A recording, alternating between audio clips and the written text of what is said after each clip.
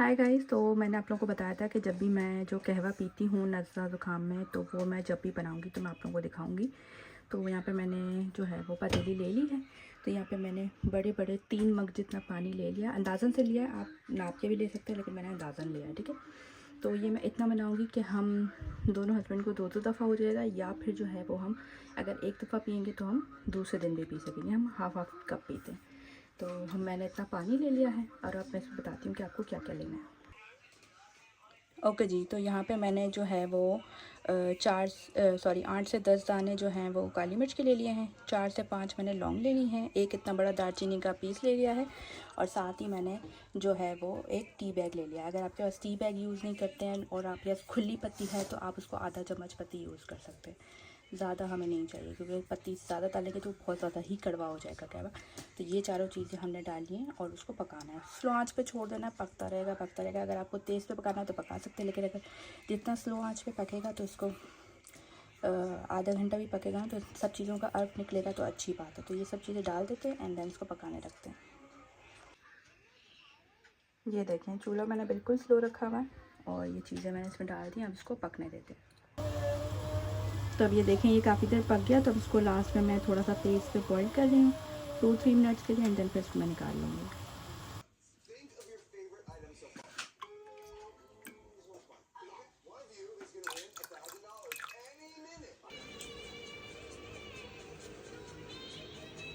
ये देखिए भाई, इनकी तो ईद हो चुकी है। इतना बड़ा टॉफ़ी का बॉक्स ले आए हैं और यहाँ से खुलता फ्रूटी है। पॉप्स है, फ्रीज़र है, डम स्क्विशी है, रुको ना, रिफ्रेशर है, डबल लॉलीज है, ये भी रिफ्रेशर है, और स्क्विशी है, डम स्टिक्स हैं, लव हार्ट्स हैं। ओके ओके ओके ओके और ओके जी। तो यहाँ पे मैंने ना आटा गूंद के रखा हुआ था और 2 दिन से आटा गूंदा हुआ था। तो हम लोग बाहर से कुछ ना कुछ खा रहे थे।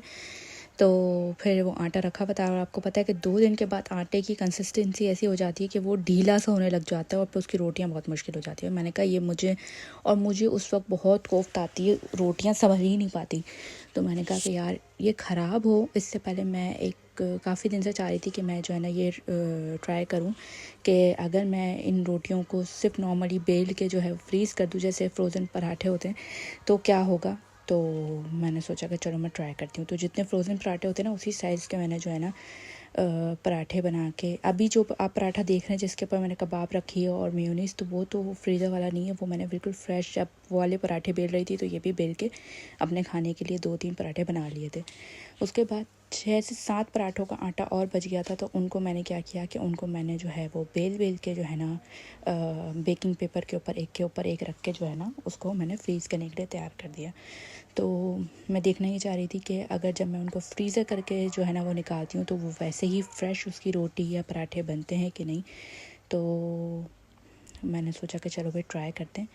तो यहाँ पे मैंने बस वही किया। तो मैंने फिर भूख भी लगने लगी साथ में, तो फिर मैंने क्या किया, जो कबाब मैंने आप लोगों को दिखाए थे कि मैंने फ्रीज़ करके रखे हैं, तो वो कबाब मैंने फ्राई कर लिए एंड इन पराठों के ऊपर जो रख के है ना मैंने वो चिली गार्लिक सॉस डाला एंड मेयोनीज़ डाला और रोल बना के खाने लग गई। और ये वाली जो है ना ये आप बच्चों को लंच बॉक्स में भी दे सकते हैं, पराठे के अंदर इस तरह से कबाब रख के।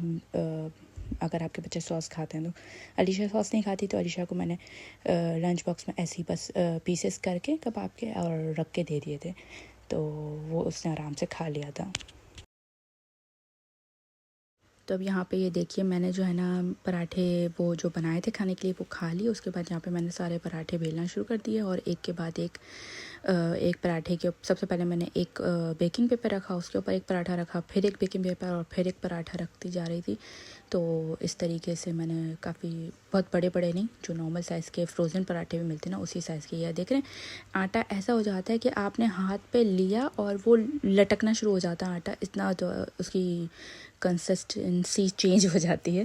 तो मैंने कहा कि भाई ये करके देख लेते हैं और ये मेरा बेस्ट डिसीजन था। और फिर जब मैं ये कर रही थी ना, इस वक्त जब मैं ये ज़िप लॉक बैग में रख रही थी, तब मुझे याद आया कि यार यही सेम चीज़ मैंने एक दफ़ा पाकिस्तान में ट्राई की हुई है। जब मैं पाकिस्तान में थी और जब मैं अलीशा बहुत छोटी थी, अलीशा 1 साल की भी नहीं थी, और रमज़ान आए थे ना तो वहाँ पे भी फ्रोज़न पराठे में थे। लेकिन मैंने क्या किया था कि एक दफ़ा इसी तरीके से ट्राई किए थे और मैं अकेली ही होती थी सहरी में। तो मैंने क्या किया था कि 4-5 पराठे ना, और उस वक्त ना बड़े बड़े पराठे बनाती थी मैं। यहाँ पे भी बड़े बनाती हूँ जब मैं नॉर्मल बनाती हूँ, तो रोटी और पराठे बड़े बनाती थी ना, तो मैं क्या करती थी कि मैंने 4-5 बड़े बड़े पराठे बेल के और उसको जो है ना रख लिए थे।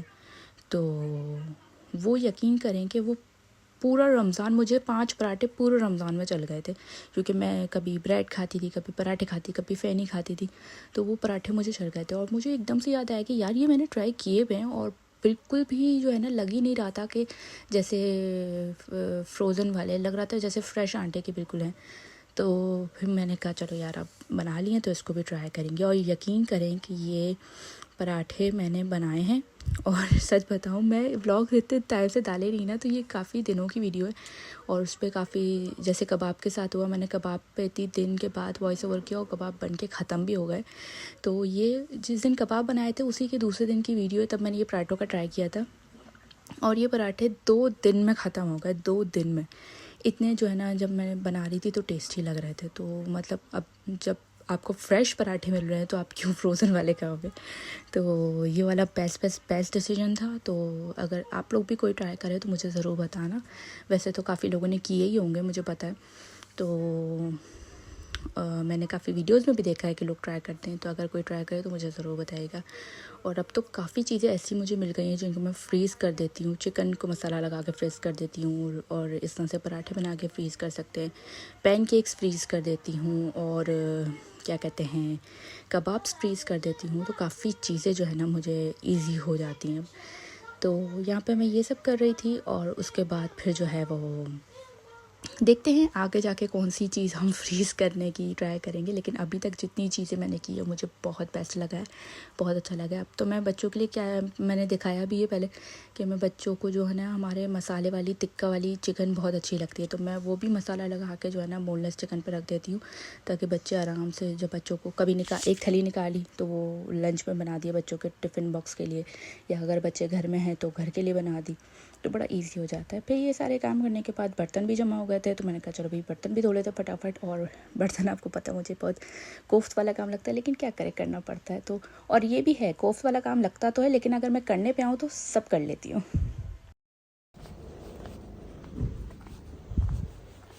हाय गाइस, तो आज मैं बच्चों को पिक करने आई हूँ, क्योंकि जो है ना हस्बैंड की बैक में पेन हुआ हुआ और उसके अलावा फ़ीवर भी हुआ हुआ। तो मैंने कहा चलो, सुबह छोड़ने हम साथ ही आए थे, लेकिन अब मैंने कहा चलो अब मैं चली जाती हूँ लेने, तब चलते हैं। तो अब यहाँ इसी वीडियो में मैंने सोचा कि इसी व्लॉग में मैं आप लोगों को इस पराठों का रिव्यू भी दे देती हूँ। तो कल मैंने उसको फ्रीज़ किए थे, आज वो फ्रीज़ हो भी चुके हैं। तो मैंने सोचा कि चलो बच्चे स्कूल से आए हैं ना, तो मैं उनके लिए कुछ खाना भी तैयार हुआ नहीं था, तो मैंने कहा ये चलो बेस्ट ऑप्शन है, इसको तैयार करने का बेस्ट टाइम है। तो फिर मैंने अलीशा को तो जो है वो नगेट्स खाने थे, तो उसको मैंने नगेट्स बना के दे दी। अब यहाँ पे आज के लिए मैं जो है ना एग पराठा बना रही हूँ। तो यहाँ पे पहले मैं दोनों पराठे जो है वो सेक लेती हूँ, उसके बाद फिर मैं एग बनाऊँगी। तो आइए पराठों का आप देख लें कि कैसे है।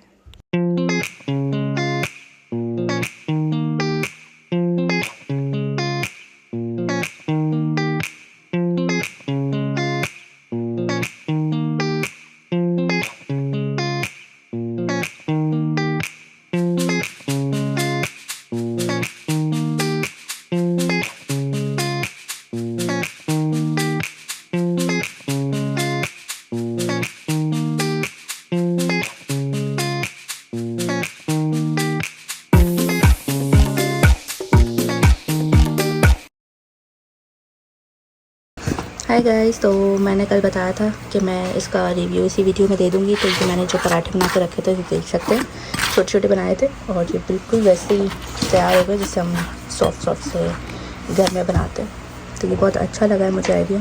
तो अब मैं इसको आगे भी अप्लाई करूँगी और आगे भी बना के रखूँगी। तो बहुत अच्छा है। फिर काफ़ी दिन से मैंने जो है ना अपनी फेवरेट रशियन सैलेड बना के नहीं खाई थी, तो मैंने बना ली। और मैं क्या करती हूँ, लोग तो इसमें वेजिटेबल्स भी डालते हैं, लेकिन मैं सारे फ्रूट्स डालती हूँ और कॉर्न्स डालती हूँ। और आज मैंने जो है इसके अंदर चिकपीस भी ऐड किए, क्योंकि मैं चिकपीस का सालन बना रही थी ना, तो चिकपीस और अंडे का, तो फिर साथ साथ मैंने जो है चिकपीस भी डाले। आज तो पता नहीं क्या ही हुआ है कि प्रॉब्लम हो रही है। अलीशा के पैर में इतना पेन हो रहा है, उसकी हड्डी में दर्द हो रहा है। वो कह रही कि शायद मेरा लेग मुड़ गया है, ट्विस्ट हो गया।